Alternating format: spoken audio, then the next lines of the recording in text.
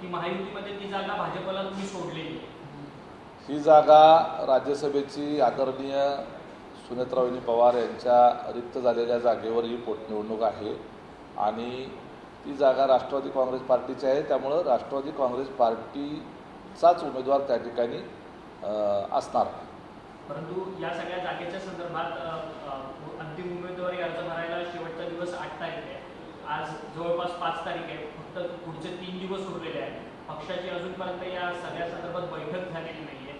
नक्की उमेदवार कोण असणार यावरती प्रश्नचिन्ह आहे. बैठक कधी बोलावली आहे पक्षाची?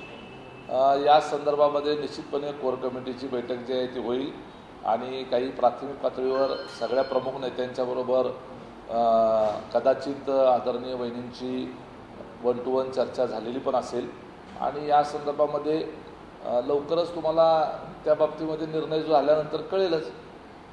काल ज्या नवनीत राणा आहे त्यांनी मुख्यमंत्र्यांची पण भेट घेतली, सुनेत्रा पवार यांची पण भेट घेतली. त्यामुळे चर्चा अशी सुरू झाली आहे की नवनीत राणा या राष्ट्रवादीच्या राज्यसभेच्या उमेदवार असण्याची शक्यता आहे. काय होतं, बऱ्याच वेळेला अशा चर्चा होत राहतात आणि निवडणुकीच्या काळामध्ये काही लोक एकमेकांना भेटले, विशेष करून इतर पक्षातले लोक आमच्या नेत्यांना भेटले की अशा पद्धतीच्या चर्चा होतात.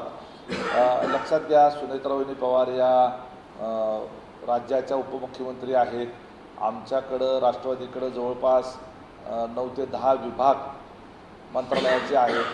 त्या ठिकाणी त्या राजकीय कार्यकर्त्या म्हणून, नेत्या म्हणून त्यांच्या मतदारसंघाच्या कामाच्या निमित्तानं पण भेटू शकतात. त्यामुळं प्रत्येक वेळेला प्रत्येक भेटीचा राजकीय अर्थ काढणं हे थोडंसं चुकीचं आहे असं मला वाटतं. आम्ही जी काही रणनीती करतो त्या पद्धतीनं प्रत्येक वेळेला सुनेत्रावहिनी असतील, खासदार पार्थ पवार असतील यांनी जी रणनीती आत्तापर्यंतच्या निवडणुकांमध्ये आखली त्या रणनीतीला उत्तुंग स्वरूपाचं यश मिळत असल्याचं आपल्या लक्षात आलं असेल. राष्ट्रवादी काँग्रेस पार्टीच्या दोन्ही विधान परिषदेच्या जागा बिनविरोध झाल्या. मी अगोदरच सांगितलं होतं की ज्या वेळेला उमेदवारीच्या संदर्भानं टीका टिप्पणी होत होती किंवा वेगवेगळ्या पद्धतीच्या चर्चा होत होत्या त्यावेळेला असं सांगितलं होतं की अमुकच उमेदवार देण्याच्या मागं निवडणूक झाल्यानंतर आणि निकाल लागल्यानंतर तुम्हाला स्पष्ट होईल किंवा कळेल की आमची रणनीती नेमकी काय होती. आणि आता 2च्या 2 जागा म्हणजे 100% स्ट्राईक रेट हा राष्ट्रवादी काँग्रेस पार्टीचा राहिला आणि दोन्ही जागा बिनविरोध त्या ठिकाणी निवडून आल्या. बारामतीच्या विधानसभा निवडणुकीच्या वेळेलाही वेगवेगळ्या पद्धतीच्या चर्चा होत्या. साधारण बाय इलेक्शनमध्ये मतदान होत नसतं.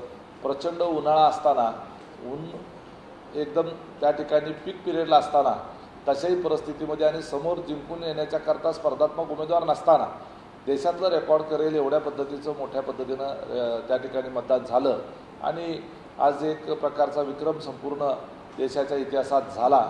याच्या मागे निश्चितपणे खासदार पार्थ पवार यांची रणनीती, आदरणीय सुनेत्रावहिनी यांची स्ट्रॅटेजी यामध्ये त्या ठिकाणी यशस्वी ठरली आणि त्याच पद्धतीनं या राज्यसभेच्या निवडणुकीच्या संदर्भानं सुद्धा उमेदवारी असेल किंवा या निवडणुकीच्या संदर्भात सुद्धा आमचा पक्ष कसा वाढेल आणि पक्षाला कसा उपयोग होईल या दृष्टिकोनातून निश्चितपणे योग्य तो उमेदवार जो आहे तो आमच्या नेतृत्वाकडून त्या ठिकाणी दिला जाईल याच्याबद्दल काही शंका नाही.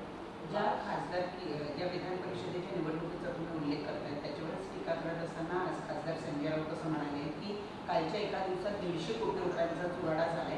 केवळ विधान परिषदेचा अर्ज मागे घेण्यासाठी एवढे पैसे हे लक्ष्मी दर्शन म्हणून देण्यात आले.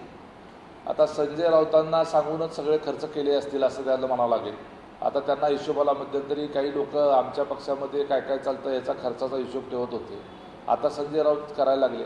हे सगळे धादांत खोटे आरोप आहेत. या निवडणुका विधान परिषदेच्या निवडणुकीच्या संदर्भानं त्या ठिकाणी महायुती म्हणून आम्ही तिन्ही पक्ष त्या ठिकाणी एकत्रितरित्या निवडणुकीला जायचा निर्णय घेतल्यानंतर महायुतीच्या अंतर्गत ज्यांनी अर्ज भरले होते ते आमच्या नेत्यांनी त्या ठिकाणी प्रयत्न केले. आपल्याला कल्पना आहे की महायुतीच्या तिन्ही जिल्हा परिषद सदस्य आणि नगरसेवकांची प्रत्येक ठिकाणची एकत्रित बेरीज केल्यानंतर महाविकास आघाडीचे मतदान जे आहे ते आमच्या जवळपाससुद्धा पोचत नाही. बहुतेक ठिकाणी दुपटीपेक्षा जास्त मतदान हे आमच्याकडे असल्यानंतर समोरच्या उमेदवाराला निवडणूक लढवण्यामध्ये काही स्कोपच नसतो आणि ज्यांना पुण्यासारख्या ठिकाणी तर 30-40 मताच्या वर मतच नाही आहेत तुतारीकडं. ते लढून तरी काय करणार? 850 मतदान ज्या ठिकाणी आहे त्यातलं 90% मतदान जर एका बाजूला झालं, 10% मतांच्या जीवावर ते निवडणुका कसे लढवतील? महायुती म्हणून आम्ही तिन्ही एकत्र आहोत आणि एकत्रितरित्या 17 जागा लढवतोय म्हटल्यानंतर तशा परिस्थितीमध्ये विरोधी उमेदवारांना निवडून येण्याची सुतराम शक्यता नसल्या कारणामुळं त्या ठिकाणी त्यांनी माघारी घेतलेल्या आहेत आणि म्हणून त्या ठिकाणी निवडणुका बिनविरोध काही ठिकाणी झाल्या. आणि या सगळ्या प्रक्रियेमध्ये प्रत्येकजण आपापल्या पद्धतीनं समोरच्यांना कन्व्हिन्स करण्याचा प्रयत्न करत असतो. शक्यतो बिनविरोध निवडणूक झाली, उलट त्याचं स्वागत करायला पाहिजे. सर, ह्याच बिनविरोध निवडणुकीच्या प्रकरणावरून आता महाविकास आघाडीमध्येच कुठेतरी अनबन सुरू झालेली असल्याचं आपल्याला पाहायला मिळतं. तुमचा उमेदवार असलेले विक्रम काकडे यांची बिनविरोध निवडणूक झाली पुण्याच्या जागेवर. तिथून चंद्रकांत पाटील जे राष्ट्रवादी शपथ गटाचे होते त्यांनी आपला उमेदवारी अर्ज मागे घेतल्यानंतर प्रशांत जगताप म्हणतात की कुठेतरी राष्ट्रवादी शपथ गटाने काँग्रेसचीच फसवणूक केलेली आहे म्हणून. अशा पद्धतीने आता त्यांच्या महाविकास आघाडीमध्येच आता संपूर्ण खटके उडायला लागले. तो त्यांचा अंतर्गत विषय आहे. परंतु श्रीकांत पाटील हे 43 मतदानाच्या जीवावर कशी काय निवडणूक लढवणार होते? ज्या वेळेला भाजपचे जवळपास त्या ठिकाणी 300-350च्या आसपासचे मतदार, त्याच्यानंतर आमचे जवळपास 450 मतदार आणि त्या शिवसेनेचे जवळपास 70-80 मतदार, ह्या सगळ्याची एकत्रित बेरीज केली तर 90% मतदान हे त्या ठिकाणी महायुतीच्या बाजूनं होतं. तशा परिस्थितीमध्ये निवडणुकीमध्ये अपमानजनक पराभव स्वीकारण्यापेक्षा सन्मानजनक माघार घेतलेली कधीही चांगलं. यामुळं श्रीकांत पाटील यांनी त्यांच्या सत्सद विवेक बुद्धीला विचार करून त्यांनी तो उमेदवारी अर्ज माघारी घेतला. आम्ही त्याचं स्वागत करतो. निवडणुकीमध्ये त्या ठिकाणी बिनविरोध होण्याच्या करता अर्थात त्यांचं सहकार्य झालं हे आम्ही मान्यच करतो. परंतु शरद पवारांनी याला सहकार्य केलं म्हणायचं का? कारण की संजय कापडकर शरद पवारांना जाऊन भेटले आणि फोन हे पहा, ज्यामध्ये निवडणुकीला उमेदवारी अर्ज दाखल केल्यानंतर मतदारांपर्यंत जाणं आपलं काम असतं. आपण ज्या वेळेला निवडणुकीला प्रचार करतो त्यावेळेला आपल्याला मतदान करणाऱ्या मतदाराला जाऊन मत मागतो असं अजिबात नसतं. आपल्याला मतदान न करणाऱ्याला सुद्धा हात जोडून त्या ठिकाणी विनंती करायची असते. एकीकडे आज रोहित पवार यांनी ट्विट केलेलं आहे की सुनील तटकरे जे तुमच्या पक्षाचे नेते आहेत ते अशोक खरात यांच्यासोबत खरं तर कामाख्या देवीच्या दर्शनाला गेलेले याचा सगळा पुरावा त्यांनी ट्विटद्वारे टाकला आहे. आणि त्याचसोबतच त्यांनी सांगितलं की या अशोक खरातच्या प्रकरणामध्ये जे खरे व्यक्ती आहेत त्यांना कुठेतरी लपवलं गेलेलं आहे. आता सुनील तटकरे यांना त्यांच्यावरती लपवलं गेलं आहे आणि मात्र रुपाली चाकणकरांना मात्र टार्गेट करून त्यांची 2 पदं घालवली गेली आणि सुनील तटकरे यांच्या घरात मात्र आता 3 पदं आली. अशा पद्धतीचं एक खोचक ट्विट केलेलं आहे. रोहित पवार यांना आपण आधीच त्या ठिकाणी सल्ला दिला होता की त्यांनी स्वतःच्या मतदारसंघातले जे मूलभूत प्रश्न आहेत, ज्या लोकांनी त्यांना निवडून दिलेलं आहे त्याच्याविषयी जास्त बोललं पाहिजे, त्याच्याविषयी ट्विट केलं पाहिजे. त्यांच्या मतदारसंघात जी बेरोजगार तरुणांच्या करता MIDC आणणार म्हणून जे वचन त्यांनी दिलं होतं, आता दुसरी आमदारकीची टर्म अर्धी होत आली, अद्यापपर्यंत त्याची रेघही कुठं सरकलेली नाही. त्यांना ह्या सगळ्या इतर विषयांमध्ये जास्त इंटरेस्ट असतो. विशेष करून आमच्या पक्षामध्ये काय चाललं आहे याच्यातच जास्त इंटरेस्ट असतो. त्यांचं जे स्वप्न होतं विलिनीकरणाचा मुद्दा पुढं करून ते स्वप्न त्या ठिकाणी पूर्ण होऊ शकलं नाही, ते भंग झालं. आणि ते भंग होण्यामध्ये आमच्या अध्यक्षांचा असेल, अजून काही प्रमुखांचा असेल, यांनी त्या ठिकाणी प्रमुख भूमिका बजावली आणि त्याच्यामुळं त्यांचा हेतू साध्य झाला नाही. त्या आकसातून ते सातत्यानं आमच्या प्रदेशाध्यक्षांच्यावर अशा पद्धतीची टीका टिप्पणी करत असतात. कुणी कुठं दर्शनाला जायचं, प्रत्येकाचा हा आध्यात्मिक आणि व्यक्तिगत विषय आहे आणि त्या संदर्भामध्ये प्रत्येकजण आपापल्या पातळीवर व्यक्तिगत पातळीवर श्रद्धा बाळगून असतो. आपणही त्या ठिकाणी वेगवेगळ्या ठिकाणी वेगवेगळ्या मंदिरांमध्ये दर्शनाला जात असता. अमुकच मंदिरामध्ये गेल्यानंतर त्या ठिकाणी तो चर्चेचा किंवा बातमीचा विषय होण्याचं कारण नाही. रोहित पवारांच्या या ट्विटच्या संदर्भानं अध्यक्ष आमचे त्यांना योग्य ते उत्तर देतीलच. परंतु सातत्यानं तुमच्या काही नेत्यांना रोहित पवार टार्गेट करतात असं वाटत नाही का? आणि पक्षाकडनं देखील तुमच्या पक्ष नेतृत्वाकडनं अर्थात सुनेत्रा पवार असतील किंवा पार्थ पवार असतील यांच्याकडनं कोणतीच वक्तव्य समोर येताना पाहायला मिळत नाही. त्यामुळे तुमच्या पक्षातलेच नेते जास्त डिस्टर्ब झाले. आमच्या वरिष्ठ नेत्यांना कळतं कुणाच्या नादाला लागायचं. अशा वाचाळ वीरांच्या नादाला लागून आपला वेळ घालवण्यापेक्षा जनतेच्या प्रश्नावर जास्त लक्ष केंद्रित करणं असं आमच्या नेत्यांची भूमिका असते आणि त्याच्यामुळं त्यांना ते काय बोलतात त्याच्याकडे ते लक्ष देत नाहीत. जर रोहित पवार काय बोलले तर त्याला उत्तर द्यायला आम्ही सगळेजण सक्षम आहोत. एक महत्त्वाचा मुद्दा की अजित पवार यांचा जो अपघात झाला त्या अपघातामध्ये पिंकी माळी नावाची एक जी क्रू मेंबर होती ती सुद्धा याच्यामध्ये दगावली होती, परंतु तिला आतापर्यंत कुठल्याही प्रकारची तिच्या कुटुंबियांना मदत मिळालेली नाही असं कळत आहे.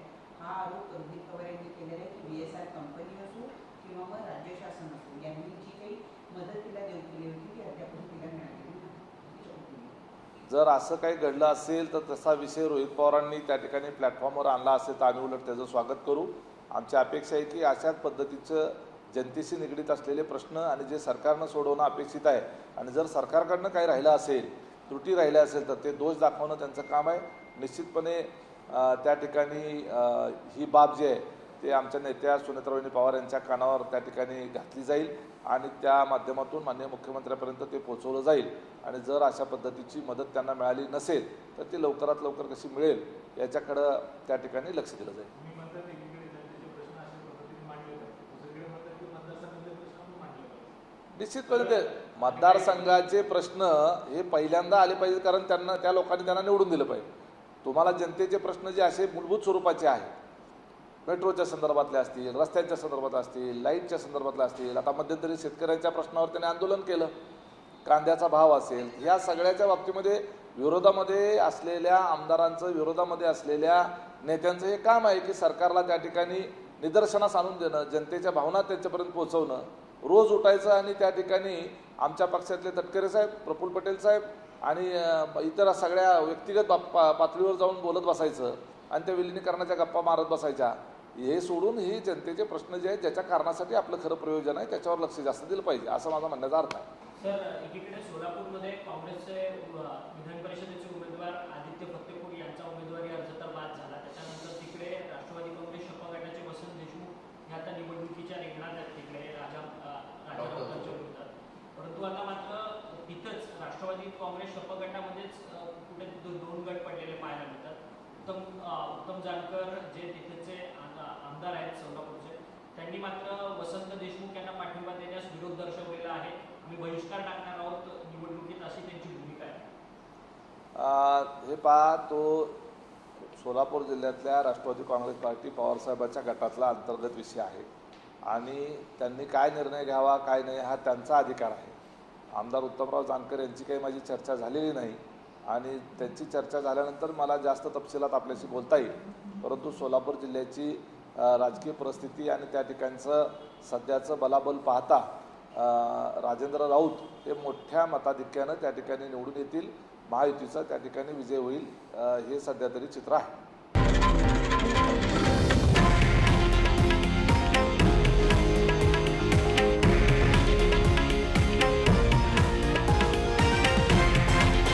हे आहे देशातील नंबर 1 न्यूज नेटवर्क आणि आपण पाहत आहात TV9 मराठी, एकमेव.